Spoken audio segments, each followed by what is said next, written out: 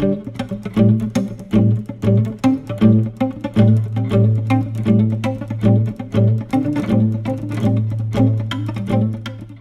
dei aula no seminário e eu estava falando sobre pneumatologia.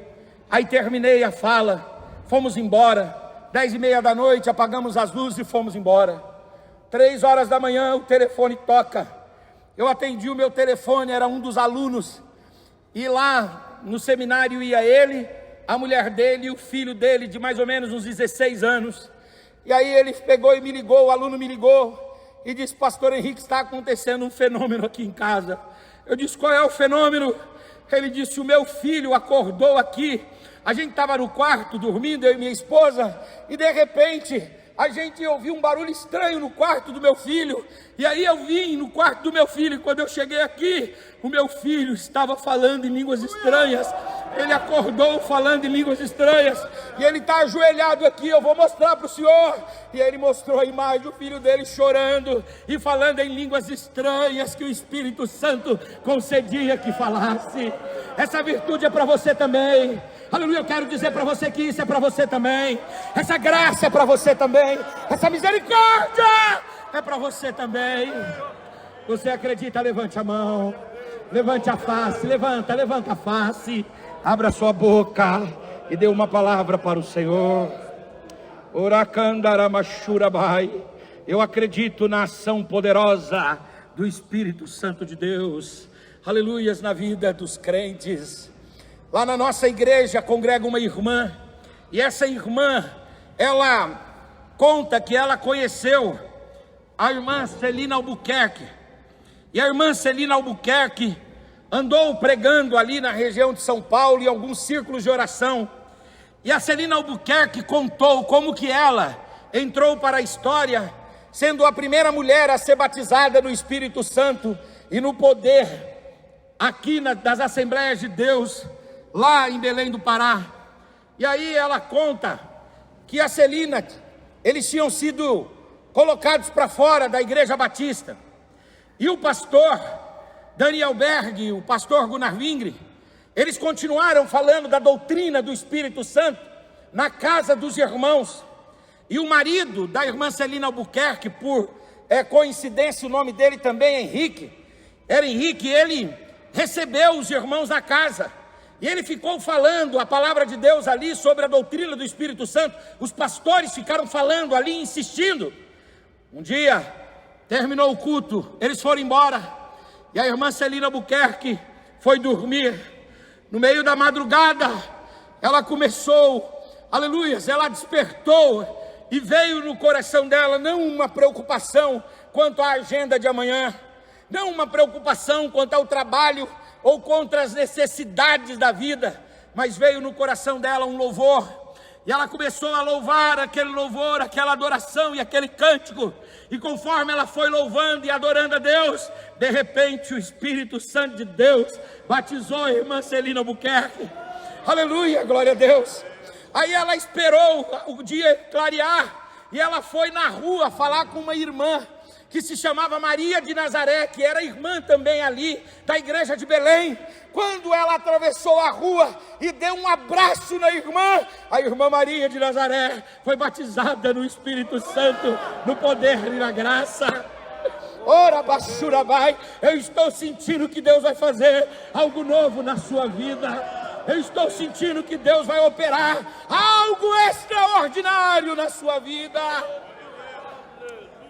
Lá na nossa igreja, nós tínhamos um obreiro lá, que ele trabalhava no fórum, extremamente racionalista, muito materialista, e o pastor dizia para ele sempre: olha, Deus vai pegar você, e ele diz: vai nada, isso é fruto da mente nervosa dos pentecostais, isso aí é coisa de gente de mente fraca, isso aí é pensamento de gente que não tem intelecto suficiente para argumentar e fica entrando por esses campos aí do emocionalismo.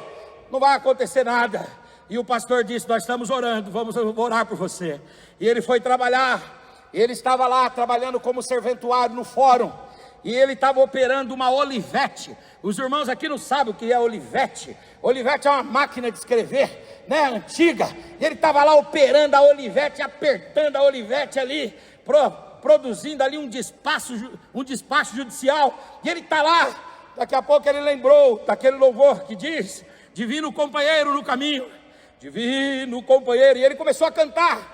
E ele começou a cantar com maior intensidade, apertar as teclas com maior intensidade. E ele ia cantando e apertando as teclas com maior intensidade, até que de repente da boca dele surgiu uma nova língua. E ele começou a falar na repartição mesmo.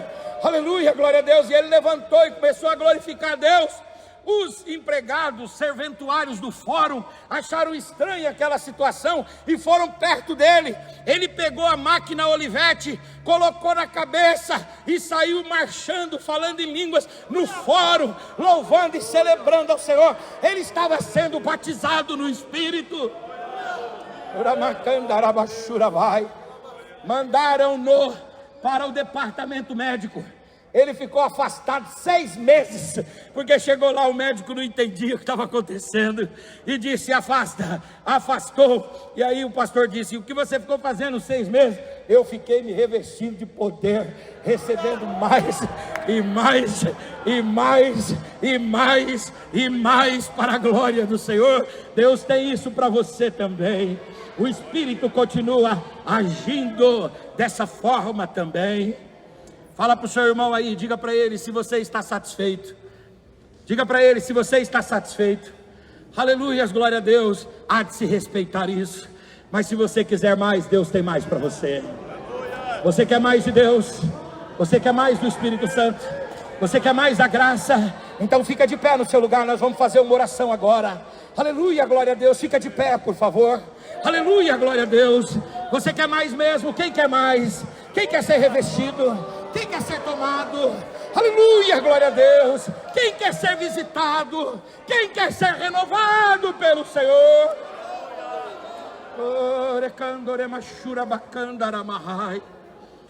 Eu trabalho com alguns parceiros advogados, e tem uma advogada parceira, muito inteligente, estava prestando prova para a magistratura esses dias, e ela muito inteligente, e a gente sempre conversa sobre esse poder do Espírito Santo, e ela sempre muito racionalista, mas aí ela entrou numa campanha de oração para Deus batizá-la, e de repente começou a vir um desejo no coração dela por isso.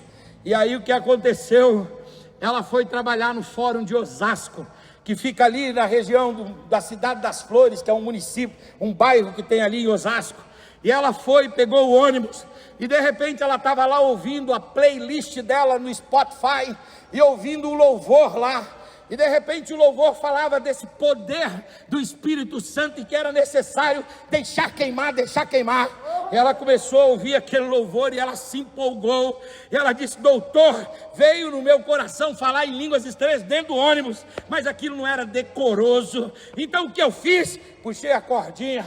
Quando o ônibus parou, eu desci, fui para trás do ponto. O pessoal achou que eu estava passando mal. Nada, baixei a cabeça segurando e falei em línguas estranhas ali. Aleluia, glória a Deus. Aleluia, aleluia. O Senhor tem isso para você. Quantos acreditam aqui? Levante a mão. Aqui está a noiva do Cordeiro. Aqui está a igreja, aqui está a senhora eleita, aqui está o povo redimido, aqui está o povo que foi comprado, lavado e santificado no poder do Senhor.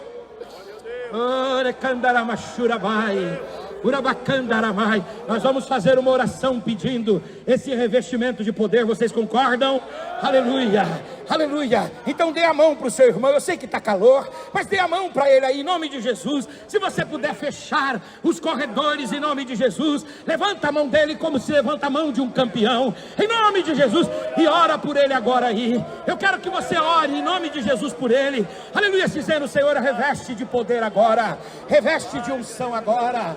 Lá na Candaramachurabai, ore Candaramachurabai, le canto que te quetere machura macandaramai, urabachurabai, le macharabai, le bacanto que tere machuramai, le machurabai, lavanda candoremai, loquenderemai. Levante mais alta a mão, clame com maior intensidade. O Senhor pode batizar esta noite, o Senhor pode batizar esta noite. Anacandai, Lemanai choreman. Levassi arabai, tenderebai. Reveste, Senhor. Reveste os adolescentes dessa igreja do teu poder. Reveste, Senhor, os jovens do teu poder. Reveste, Senhor, os cooperadores.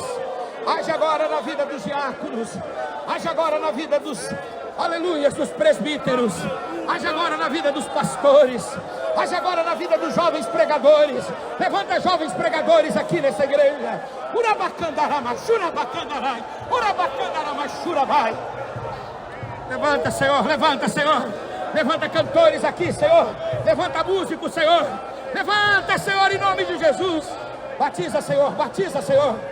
Batiza, Senhor, batiza, Senhor. Amanacanda, chorama, candorema, churama. Decantou que terema, churama, candaramai. Você que fala em línguas estranhas, fale em línguas estranhas. Ere candarama, churabai. Emanacandorema, churabai. Levasse, arebe, chorgue. Lemai, candorema, la churamai.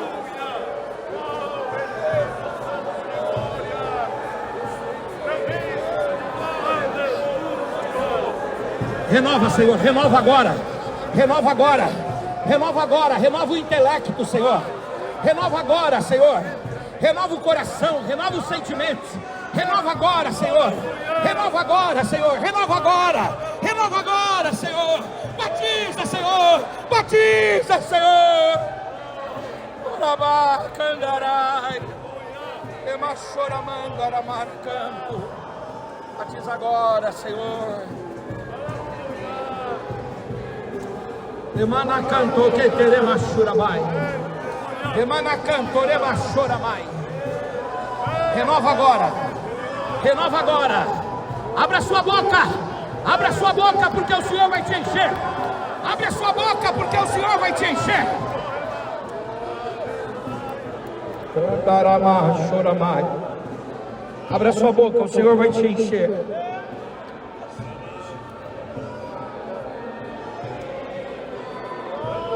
Manai candoremai. Manai candaramai. Você, irmão, se você sentir de Deus, de abraçar um outro irmão aí para orar com ele, por favor, abraça. Você, irmã, se sentir de abraçar uma outra irmã aí para orar, abraça. Nós vamos, aleluias, orar. Enquanto os jovens cantam aqui, depois a gente vai voltar para a palavra. Labacandarama churabai. Labacandaramai choramai, choramai. Se você sentir de abraçar, você, irmão, sentir de abraçar um irmão aí para orar com ele, ora. É agora. É agora. Deus vai fazer coisa nova. Deus vai fazer coisa nova. Labachurabai. Você, irmã, se quiser abraçar essa irmã que está do seu lado aí, abraça, para orar com ela. Lemachurabacandaramai. A renovo de Deus.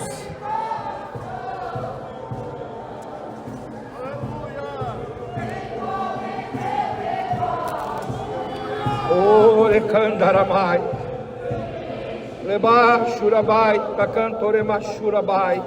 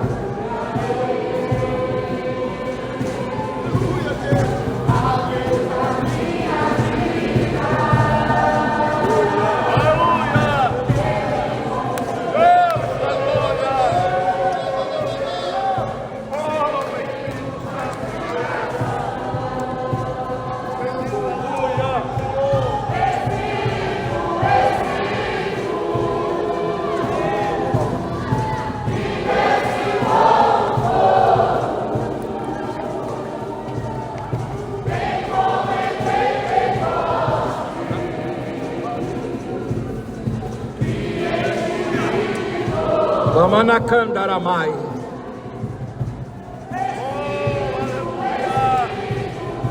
O Senhor está trabalhando.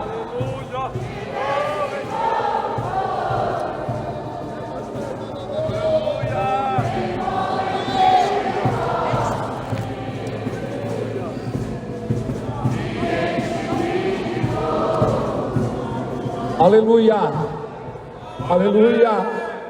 Quantos querem ser cheios aqui? Amanaracandaramai.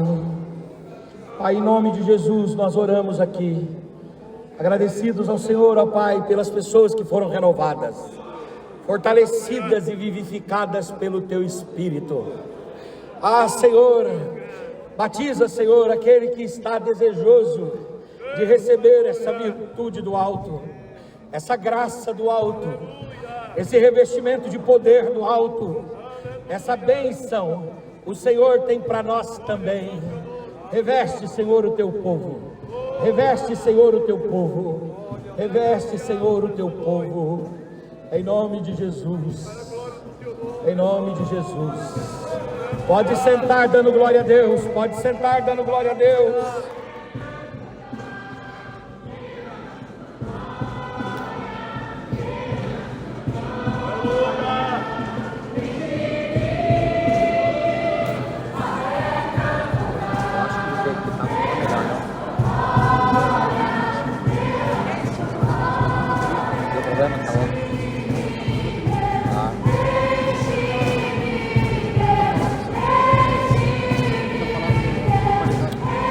Aleluia. Deus abençoe. Aleluia. Glória a Deus. Muito obrigado, viu? O quinto ponto, quinto artigo da nossa declaração de fé é sobre a hamartiologia.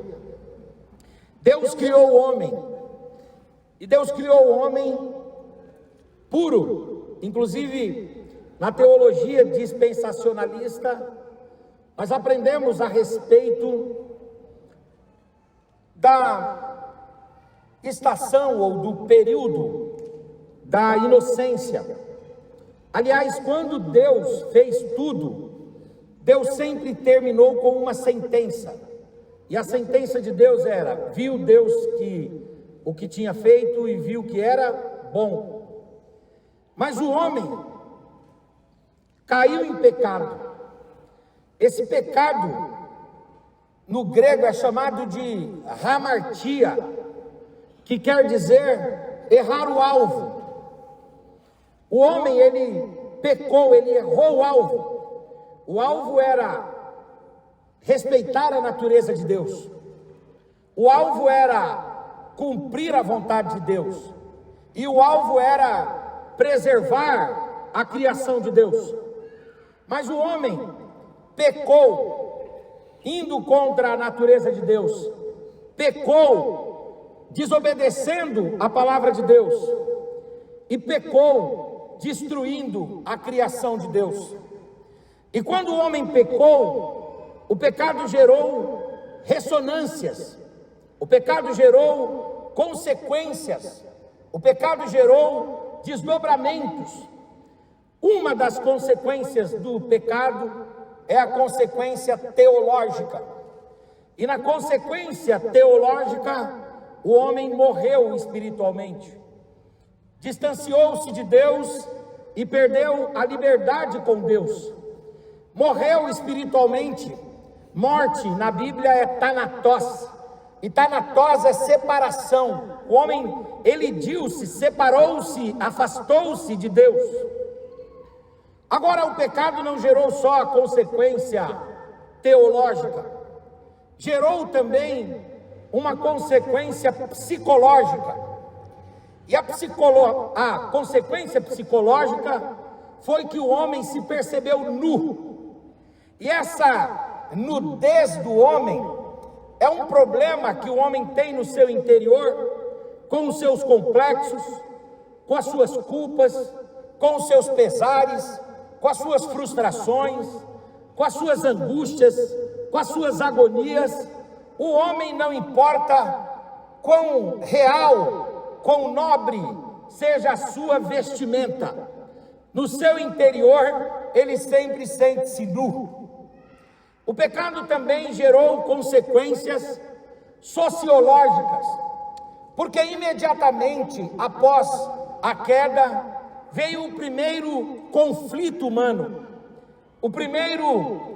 a primeira guerra humana, a primeira acusação humana, quando o homem diz: foi a mulher que o Senhor me deu. Primeiro apontamento, a primeira discriminação, o primeiro afastamento no aspecto sociológico. Mas o pecado, ele gerou ainda uma consequência ecológica. E na consequência ecológica, o pecado mostrou-se um inimigo ou um promotor de inimizade entre o homem e a criação. A partir daquele momento, haveria cardos, espinhos e abrolhos, e o homem seria, para com o cosmo, para com a natureza, persona non grata, de modo que o cosmo, ele conspira em certo aspecto com o homem, ou contra o homem. O pecado, ele está enraizado no homem, desbotando a imago Dei de Deus no homem. O pecado, ele se universalizou e tomou toda a humanidade. E ele se universalizou na cultura. Por exemplo, no Éden teve poesia. Essa é osso dos meus ossos e carne da minha carne, logo ela é minha mulher. Mas depois do pecado, Lameque também fez poesia. Ele cantou a bigamia dele quando ele tomou 2 mulheres. E ele cantou um homicídio que ele praticou de um homem inocente. Então vejam que o pecado, ele vai se universalizando. O pecado vai se alastrando. F.F. Bruce diz que o pecado, ele é um tirano, que ele escraviza a tudo. Veio a lei de Deus, e mesmo a lei, o pecado escravizou, porque tornou o homem legalista. Veio a religião, e a religião também foi deturpada pelo pecado. O pecado se embrenhou, o pecado adentrou, o pecado mergulhou em todas as nuances e camadas da existência humana. Nós cremos que o homem, ele nasce em pecado. Ele não peca e porque peca é pecador. Ele peca e ele peca por ser pecador. Logo, o pecado não é consequência, o pecado, ele é causa. Até que nós cremos também que veio Jesus de Nazaré, nascido na plenitude dos tempos, nascido de mulher, nascido sob a lei, um homem justo, um homem pio, íntegro, contra quem ninguém ousou dizer palavra alguma. O Santo dos Santos, o Filho de Deus, viveu 33 anos e meio e foi julgado à revelia, condenado à morte, e entregou lá na cruz do Calvário a sua vida. E aparentemente aquela morte seria só mais uma morte de um crucificado, mas naquele dia Deus estava, pela morte de Cristo, reconciliando consigo toda a humanidade. A morte de Cristo, ela tem 3 aspectos, 3 qualificadoras que nós nunca podemos ignorar.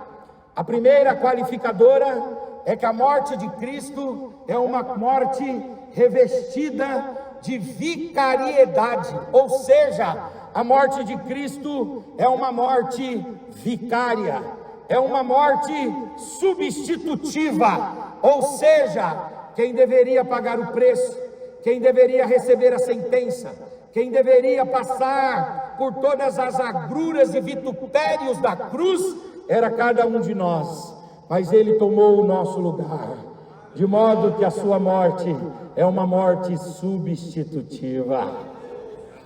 Agora, a morte de Cristo, ela não é só substitutiva, ela não é só vicária, ela também é expiatória. O que é expiar? Expiar é cobrir. Então, no Antigo Testamento, matavam-se o cordeiro para que o cordeiro derramasse o seu sangue, e o sangue do cordeiro era espargido nas pontas do altar, dando o símbolo de que aquele pecado estava coberto. Uma vez por ano, no evento do Yom Kippur, o sangue do cordeiro era esparramado na tampa do propiciatório, e Deus olhava e via o sangue lá, e aí aceitava o sacrifício. Mas vem o Senhor Jesus e expia numa dimensão nova, porque Ele não só cobre o pecado. O Senhor Jesus foi anunciado por João Batista dizendo: eis aí o Cordeiro de Deus, que não só expia no sentido de cobrir, mas Ele também tira o pecado do mundo. Aleluia, glória a Deus. O profeta Isaías, inspirado pelo Espírito Santo, ele diz que o Senhor Jesus, o Messias, tomou as nossas culpas, os nossos pecados, e lançou, aleluias, no mar do esquecimento. E ele diz deles: eu não me lembrarei mais. Eu quero perguntar: por que é que você se acusa tanto? Por erros passados, por mancadas passadas, por deslizes passados, por desvios passados. Eu quero dizer para você: por que que você não se perdoa, sendo que o Senhor Jesus já apagou o seu pecado? Não escute nenhuma voz de acusação, seja produzida pela sua própria consciência ou inconsciência, seja produzida pelos seus pares, seja produzida pelos demônios. Faça como Frei Agostiniano Martinho Lutero, que numa noite muito fria e chuvosa, recebeu a presença de Satanás lá no seu quarto, e o diabo apontou para ele e disse: Lutero, você é pecador. E começou a apontar os pecados, e cada pecado que Satanás ia falando, Lutero ia escrevendo. O diabo disse: e aí, se mata? Ele disse: não, escreve aí embaixo: mas o sangue de Jesus me purifica de todo pecado. Se nós andarmos na luz, como Ele na luz está, temos comunhão uns com os outros, e o sangue de Jesus limpa todo o nosso pecado. Que a água da palavra passe na sua mente esta noite, que a água da palavra passe no seu coração, e se algum tipo de memória de pecado passado, aleluia, vem para você, o Senhor lava e joga para bem longe, e diz: se esqueça, porque eu esqueci, esqueça, porque eu esqueci, e eu esqueci. É um erro a teologia coach, sobretudo quando ela promove encontros religiosos, e nesses encontros religiosos ela promove, sabe o que? A terapia da regressão, e diz que as pessoas têm que entrar numa espécie de transe mental, transe existencial, e voltar até o tempo que estava na barriga da mãe, e lembrar de todos os pecados, e pedir perdão de novo por todos os pecados. Isso é um erro, porque o Senhor está dizendo: dos seus pecados eu já me esqueci, aleluias, e você também não deve lembrar de nenhum deles. Quantos perdoados nós temos aqui, aleluias, glória a Deus. Quantos redimidos nós temos aqui, aleluia, glória a Deus. O Senhor, através do seu sangue, nos perdoa de todo o pecado. Foi o Billy Graham que, pregando um dia, disse que o Senhor lançou os nossos pecados no mar do esquecimento, e depois cravou uma placa dizendo: proibido pescar. Não pesca não, e se alguém pescar, faça como Lutero e escreva embaixo: mas o sangue e o sangue de Jesus me livra de todo o pecado. Aleluia, glória a Deus, aleluia, glória a Deus, aleluia, glória a Deus, aleluia, glória a Deus. Aqui está a comunidade de pecadores resgatados pela graça, salvos pela graça, justificados pela graça, redimidos pela graça, reconciliados pela graça, renovados pela graça, aleluia, animados pela graça de Deus. É pela graça. O sexto item diz que nós cremos na necessidade absoluta do novo nascimento pela graça de Deus, mediante a fé em Jesus Cristo, e pelo poder atuante do Espírito Santo e da palavra de Deus, para tornar o homem aceito no reino dos céus. Se você está me ouvindo aqui esta noite, e você é um bom frequentador de igreja, você é um bom simpatizante da fé, você é um bom admirador do Evangelho, eu quero dizer para você que você está nas fronteiras do reino, você está na berlinda do reino, você está no perímetro do reino, você precisa adentrar no reino de Deus. Foi o caso de Nicodemos, quando procurou Jesus à noite e disse: o que é que eu devo fazer para entrar no reino? E o Senhor disse para ele: cumpre a lei. E ele disse: eu já tenho cumprido. Então o Senhor disse: necessário é uma coisa. O que? Que você nasça de novo.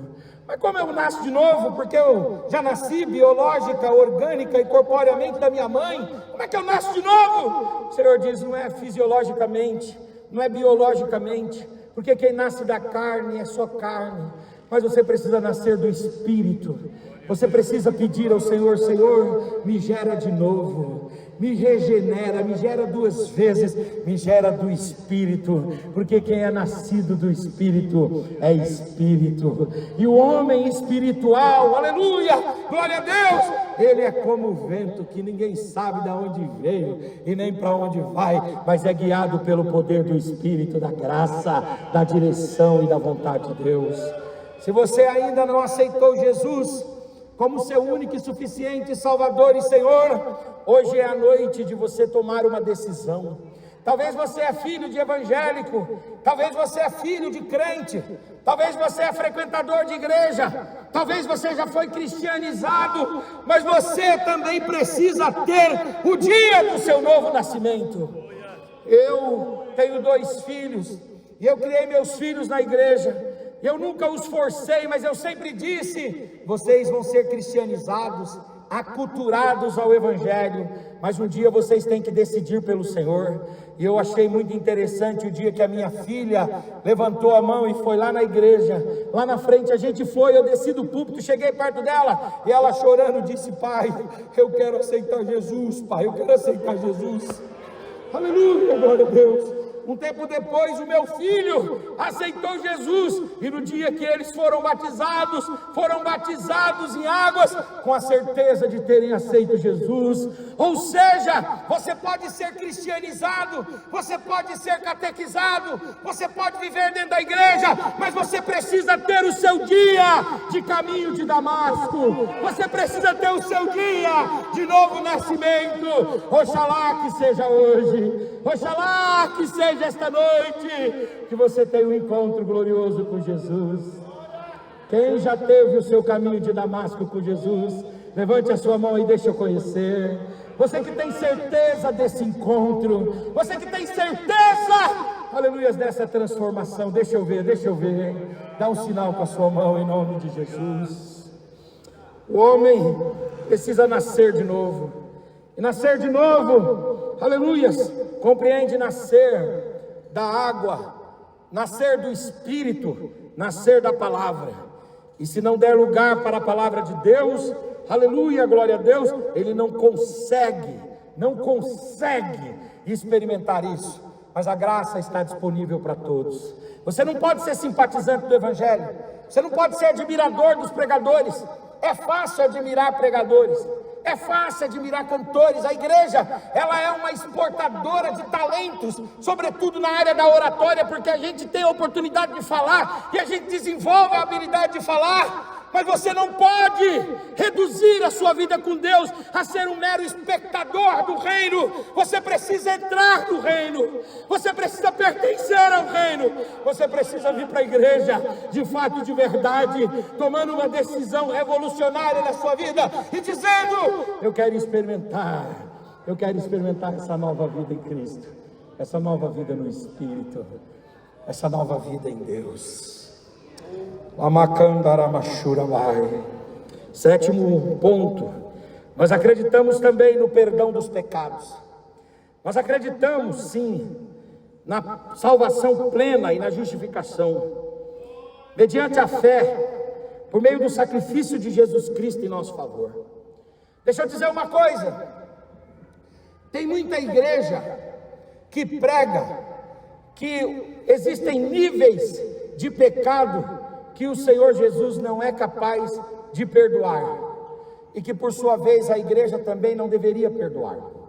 E eu quero dizer para os irmãos que essa mensagem não encontra albergue, ela não encontra respaldo nas Escrituras, porque nas Escrituras sagradas o Senhor nos perdoa sempre.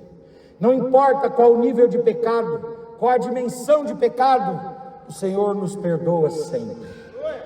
Talvez você esteja aqui, você esteja se sentindo culpado por alguma coisa que você fez na sua vida, algum prejuízo que você deu, alguma traição, alguma palavra dita fora de hora, alguma omissão, alguma má conduta.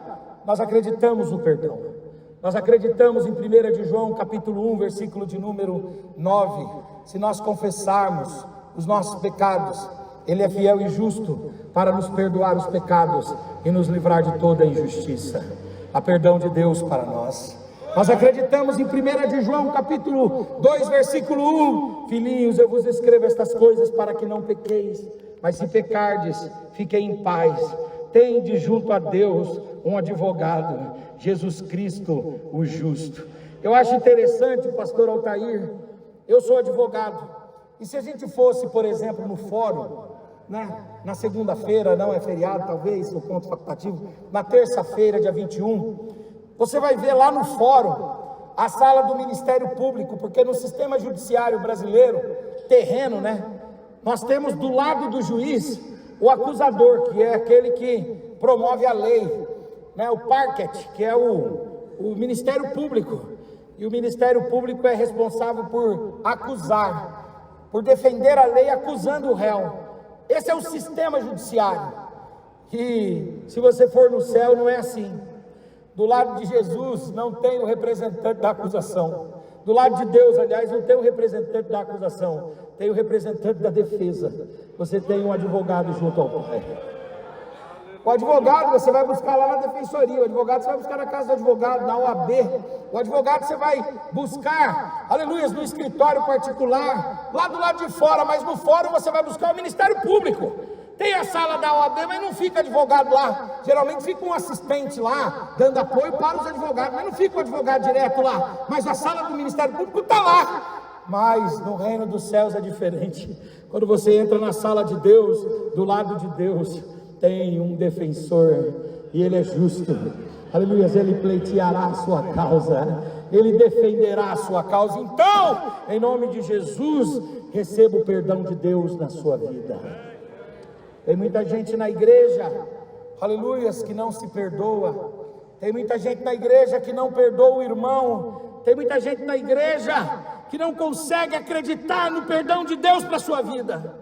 Eu acompanhei a história de uma irmã que ela tinha passado por uma experiência não muito boa no aspecto moral, e aquilo causou tanta amargura nela. O esposo a perdoou, os filhos perdoaram, a igreja perdoou, mas ela não se perdoou. E quando a gente percebeu, lá não era da nossa igreja, mas era perto ali, quando a gente percebeu, ela tirou a própria vida, e ela deixou uma carta, e a carta dizia: eu não consigo me perdoar. Ah, uma tragédia, é uma tragédia. Por quê? Porque Jesus perdoa. Não importa o pecado que cometamos, se há arrependimento autêntico, metanoia, mudança de mente, de sentimento, de comportamento, se há transformação no nosso interior de verdade, e se há confissão, acredita, Jesus perdoa, Jesus perdoa, e Jesus perdoa. Nós cremos no perdão. Você acredita no perdão? Aleluia, glória a Deus. Aleluia, glória a Deus. Qual é a mancha que o sangue de Jesus não é capaz de lavar? Não existe nenhuma mancha em nosso coração, na nossa mente, na nossa vida, na nossa trajetória, que o sangue de Jesus não é capaz de lavar. O sangue de Jesus lava todo o pecado, purifica todo o pecado. Queria que você curvasse a sua cabeça aí agora, por favor. E eu vou te dar 1 minuto, em nome de Jesus, para você orar a Deus aí e dizer ao Senhor: Senhor, me faça crer absolutamente no teu perdão. Me faça crer, Pai, absolutamente na sua graça. Me faça crer, Senhor, que não importa, ó Deus, o quanto eu errei, se eu confessei, se eu entreguei a minha vida ao Senhor, e se todo dia eu estou entregando a minha vida ao Senhor, o Senhor já me perdoou. E receba em nome de Jesus o perdão de Deus, o perdão de Deus e o perdão de Deus na sua vida, em nome do Senhor Jesus.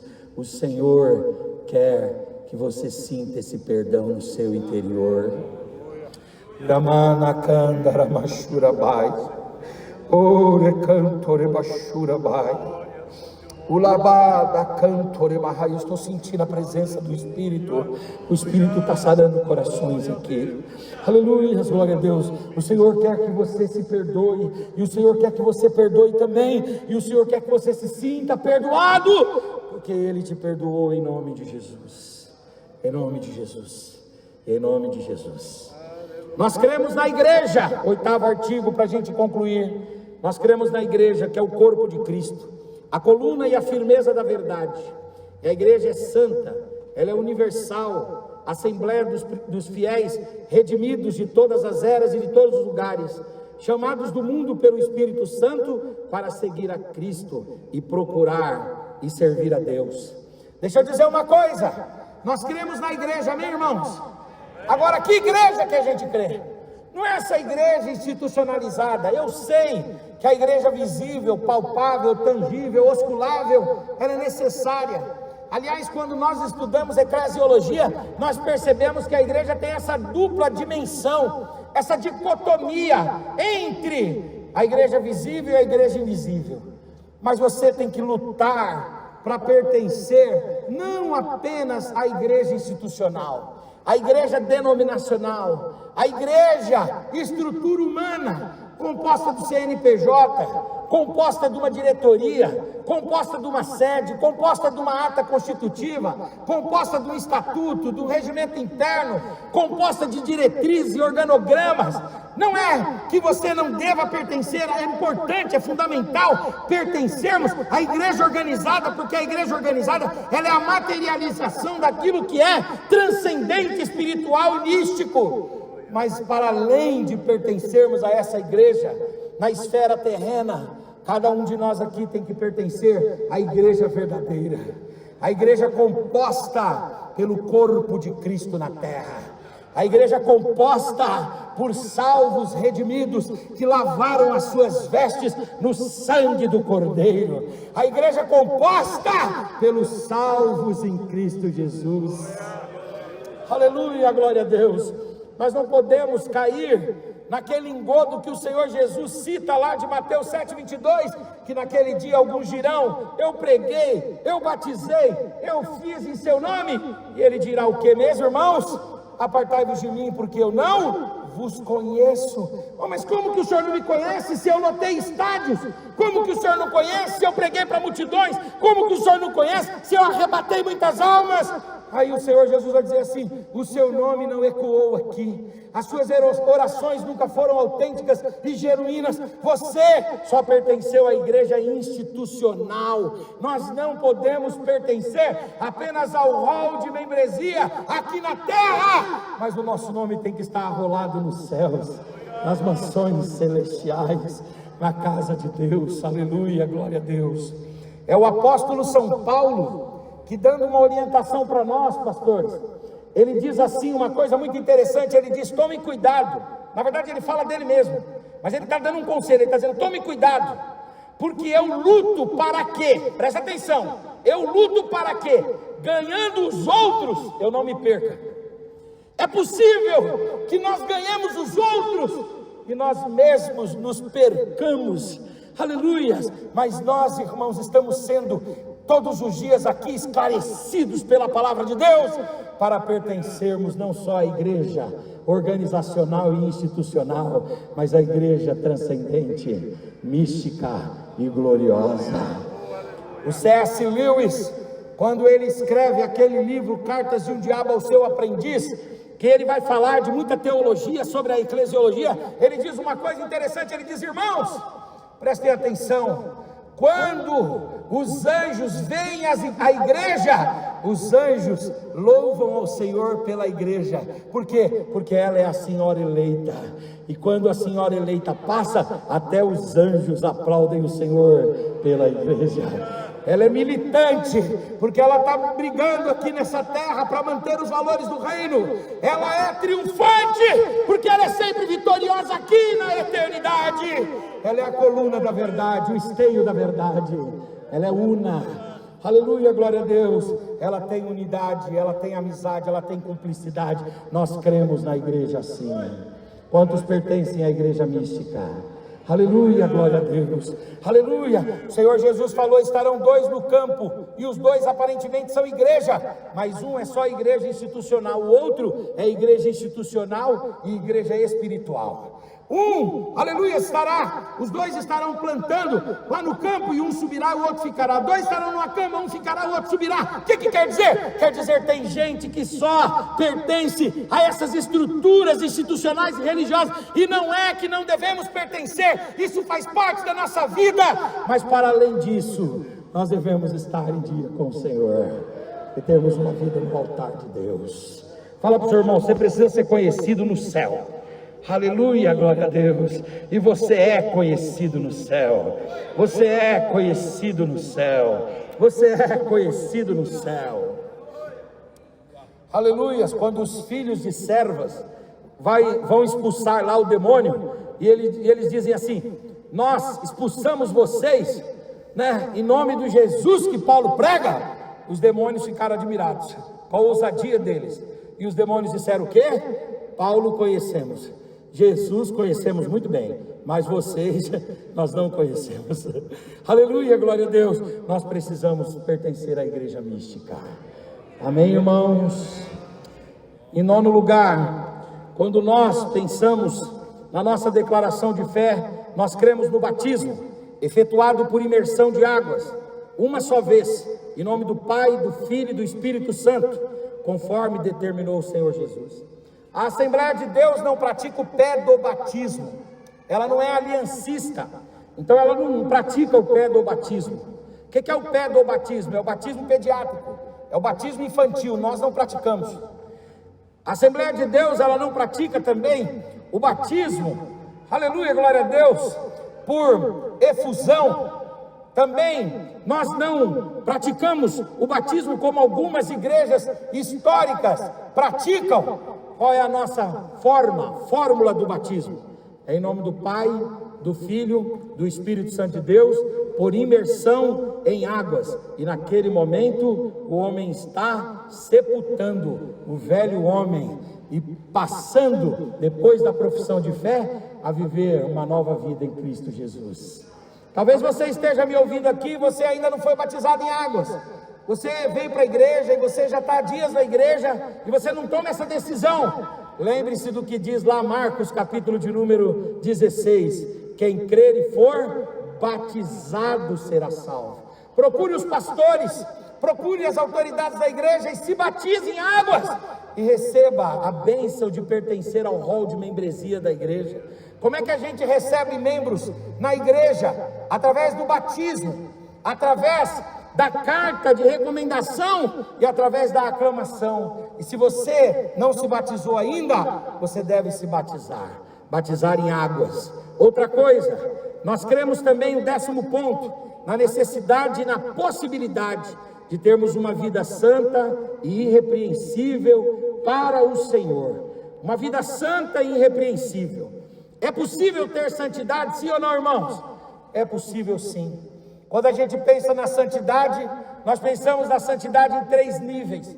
A santidade posicional, que é quando você aceita Jesus, você passou do reino das trevas para o reino do Filho de Deus. Nós cremos também na santidade processual, que é essa melhora dia a dia que o Senhor vai trazendo para nós.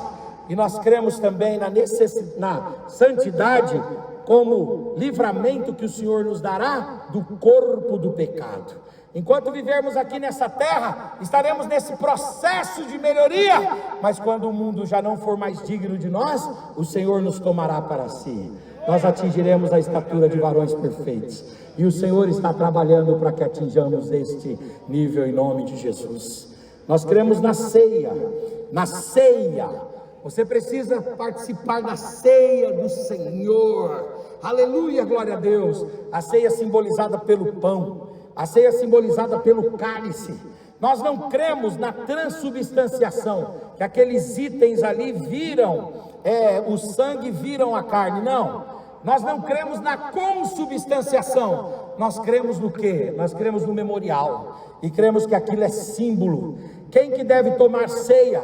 O próprio Didaquê, de 120 depois de Cristo, ele já aconselha, dizendo que só deve tomar ceia os batizados em água, aqueles que estão com uma vida santa, íntegra e justa diante de Deus. E aí então o indivíduo vai tomar ceia, vai participar da Eucaristia. O apóstolo São Paulo diz, aleluia, que se você se examinou e está bem e foi tratado pela igreja estando em comunhão, você deve tomar a ceia do Senhor e ter a sua vida espiritual renovada. Não fica sem tomar ceia. Eu sei que às vezes você falta na ceia por causa do trabalho, mas depois venha para o pastor e peça, porque Jesus falou em João 6, quem não come do meu corpo e não bebe do meu sangue, não tem parte comigo. Aleluia, glória a Deus. Quando nós tomamos do pão e nós tomamos do vinho, nós praticamos uma filosofia muito importante que o Senhor nos ensinou, que é ficar, aleluia, unido com Cristo de forma plena. A unidade plena com Cristo está quando nós comemos do pão e nós bebemos do seu sangue. Quando nós lemos, por exemplo, sobre a antropofagia, quando nós lemos, por exemplo, sobre o canibalismo, o canibal, por que ele se alimenta da carne do outro? Alguém diz assim, é por necessidade. Não é, porque a mesma floresta que fornece alimentos para uns indígenas ou silvícolas, fornece para outros indígenas e outros silvícolas. Então por que alguns são canibais e outros não são? Não são canibais, uns porque se alimentam da floresta, de tudo que ela fornece, e o outro se alimenta da floresta, mas também se alimenta daqueles que têm sentido para eles. Então eles se alimentam para que o outro fique vivo dentro deles.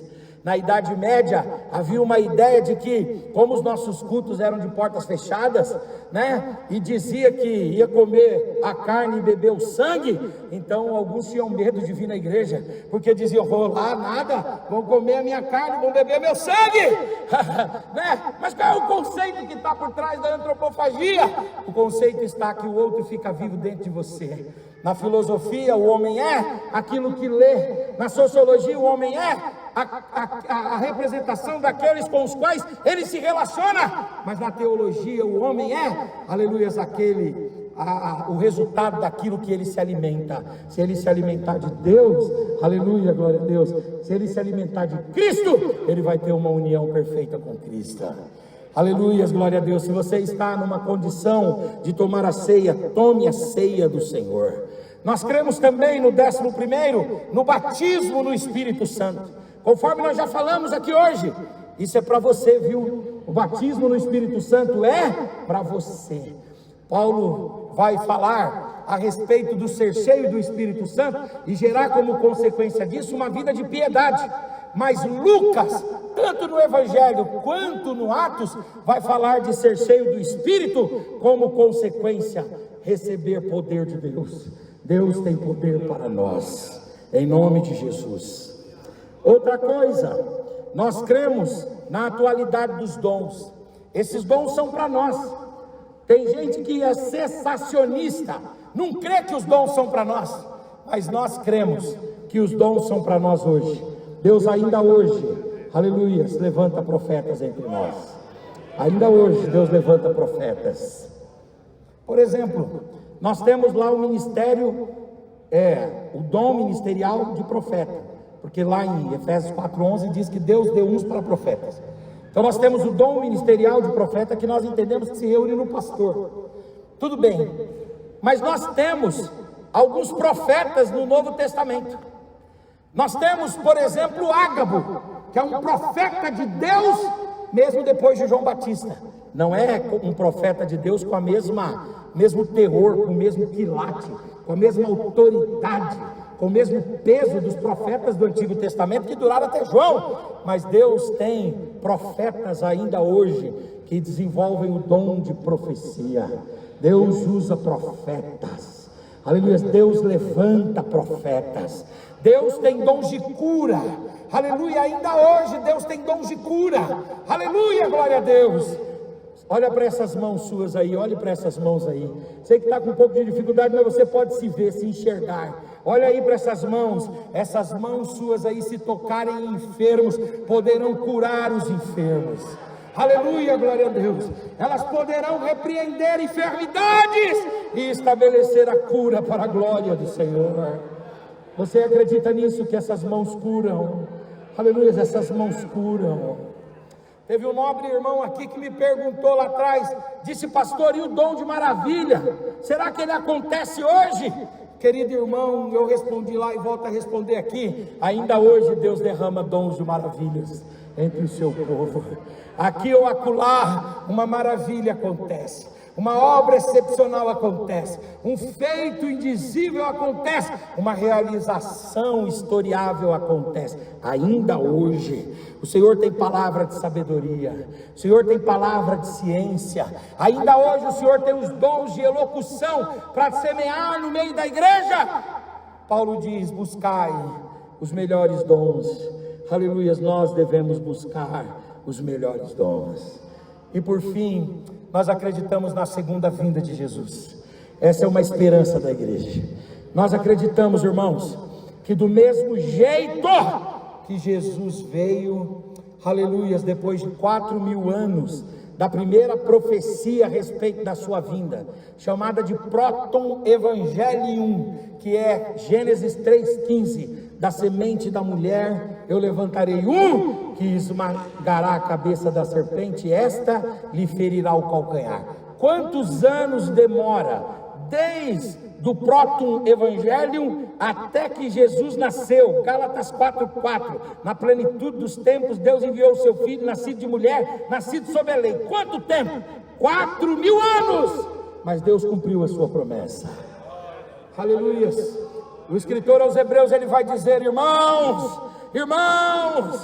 não tenham a promessa de Deus por tardia, porque Deus, ele vela para cumprir a sua palavra. Ele cumpre a sua palavra. E do mesmo jeito que o Senhor Jesus veio para trazer salvação, como cordeiro, ele voltará novamente a essa terra.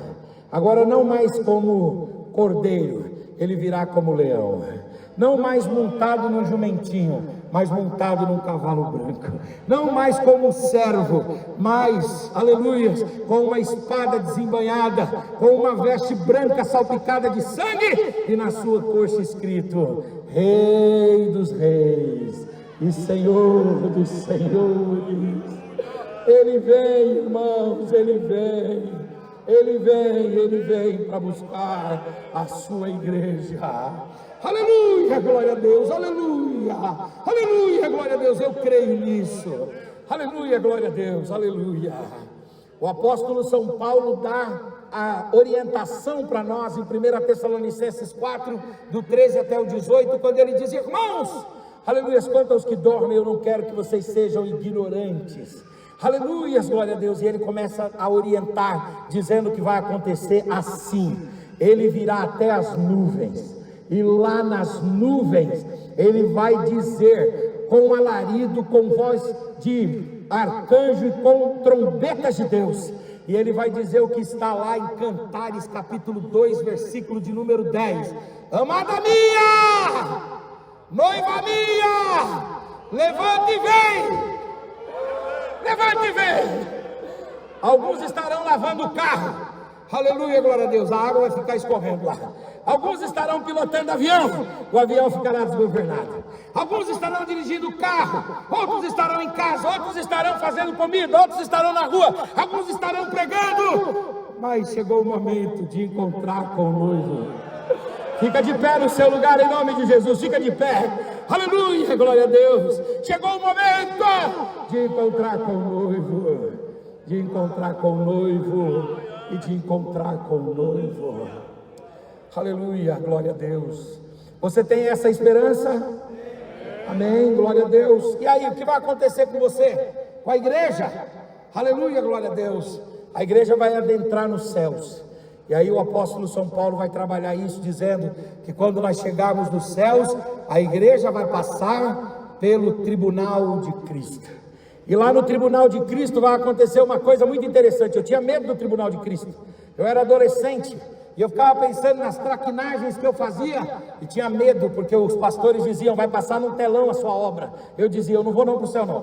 Por quê? Eu vou para o céu, passa a minha obra, queima o meu filme. Mas eu entendi depois, lá o Senhor não nos envergonhará, porque Ele enxugará dos nossos olhos todas as lágrimas. Os nossos pecados nunca mais serão lembrados. E o que é que então vamos receber ali? Vamos receber galardão. No tribunal de Cristo é para recebermos recompensa. É por isso que Deuteronômio 16 fala: ninguém se aproxima de Deus de mãos vazias. É por isso que na harpa canta dizendo que você não pode ter as mãos vazias quando com o Senhor se encontrar.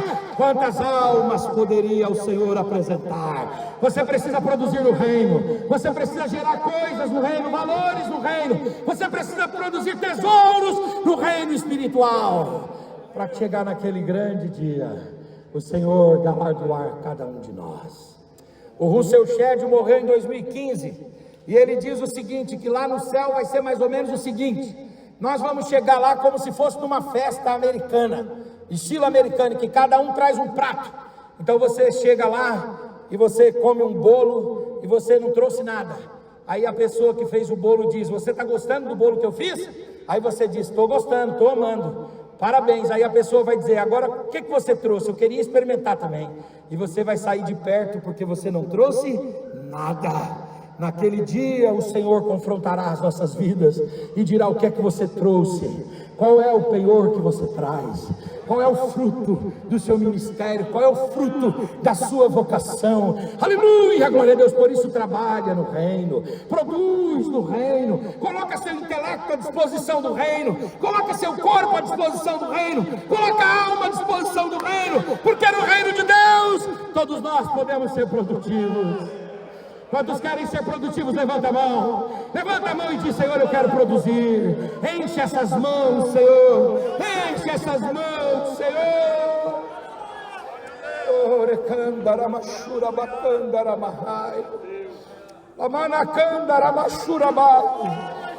Aleluia, Deus está levantando um exército de gente que vai produzir no reino. Aleluia, produzir no reino, ganhar alma, evangelizar, visitar doentes, aleluia, pregar a palavra, aleluia, ser pessoa significativa e expressiva de fato no reduto em que se sociabiliza e que vive.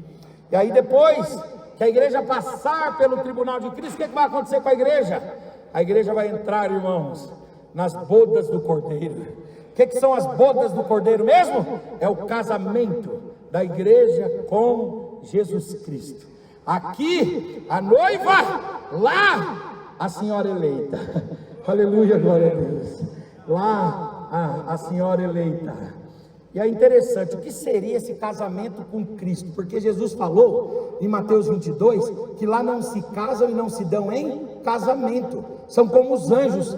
Mas como que é esse casamento com Cristo? Significa que você vai se unir tanto com Cristo que você vai se parecer com Ele. É capaz de Gabriel estar andando num dos corredores do céu, encontrar você e falar: Jesus, você fala: não, eu sou o João. Jesus está lá na sala do trono. E é capaz do Miguel chegar e falar: João? Não, eu sou Jesus, pode falar. Porque o marido, quando convive muito com a esposa, se parece com a esposa. O esposo, quando convive muito com a esposa, se parece com a esposa e vice-versa. Quando nós chegarmos lá e tivermos uma união perfeita com Cristo, nós nos pareceremos plenamente com Ele. Aleluia. Agora a gente tem alguns lampejos de Jesus. Agora a gente tem algumas aparências de Jesus. Mas lá nós poderemos ser confundidos com o Senhor. Será uma união perfeita. Aleluia. Quantos têm essa esperança? E participar das bodas do Cordeiro. Em Malaquias fala assim: eu sou testemunha dos vossos casamentos. Deus celebrou o primeiro casamento e é testemunha dos demais casamentos. Mas quando chega lá, Deus vai fazer o casamento do seu próprio filho com a sua igreja, a igreja gloriosa. E aí o que vai acontecer mais? A igreja vai entrar aonde, irmãos? Na ceia das bodas. Você vai ser servido pelo Senhor. Vai se cumprir Mateus 26, quando diz: do fruto desta vide não bebereis mais com vocês, não beberemos mais, mas quando chegarmos no reino do meu Pai, naquele dia vocês se assentarão como ovelhas que se assentam sobre a relva e são alimentadas pelo bom pastor. Vocês vão assentar como o povo se assentou, aleluia, lá na multiplicação dos pães. Vocês vão se alimentar das minhas próprias mãos. Eu vou saciar vocês. Eu vou dar para vocês um alimento espiritual e glorioso. Quantos têm essa esperança? Levante a mão. Aleluia. Essa mensagem não pode cair em desuso. Essa mensagem não pode ser relegada. Nós precisamos alimentar a nossa alma com essa mensagem. Breve o Senhor vem. Maranata.